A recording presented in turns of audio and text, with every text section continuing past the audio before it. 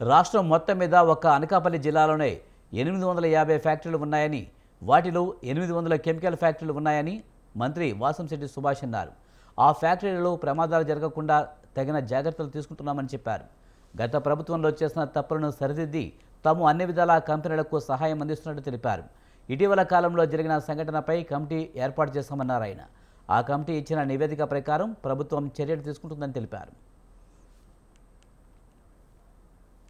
అనకాపల్లిలో జాతీయ 54వ సేఫ్టీ వారోత్సవాలలో ముఖ్య అతిథిగా మంత్రి వాసంశెట్టి సుభాష్ పాల్గొన్నారు. ముందుగా ఎన్టీఆర్ స్టేడియం నుంచి 5,000 మందితో ర్యాలీని వాసంశెట్టి సుభాష్ ప్రారంభించారు.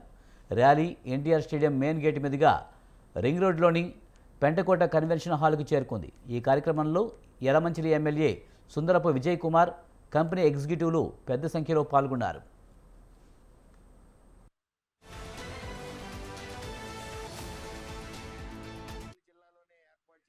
ఉద్దేశం సుమారు 885 ఇండస్ట్రీస్ ఉండగా, ఫ్యాక్టరీస్ ఉండగా, అందులో సుమారు 205 కెమికల్ ఫ్యాక్టరీస్, ఫార్మాసిటికల్ ఫ్యాక్టరీస్ ఉండటం జరిగింది.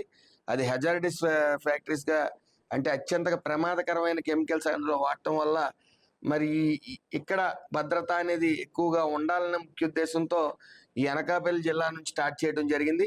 ఏదేమైనప్పటికీ కార్మికుల భద్రత ఇటు రాష్ట్ర ప్రభుత్వం కూడా అత్యంత ప్రతిష్టాత్మకంగా తీసుకుంది.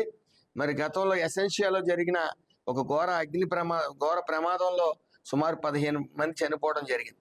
ఆ రోజు మనం ప్రీతం ముఖ్యమంత్రి నారా చంద్రబాబు నాయుడు గారు వెంటనే ఈ యొక్క అనకాపల్లి జిల్లా రావటం, వెంటనే వసుధా మిశ్రా గారి కమిటీని వేయటం, ఈ యొక్క ఎందుకు జరుగుతున్నాయి యాక్సిడెంట్లు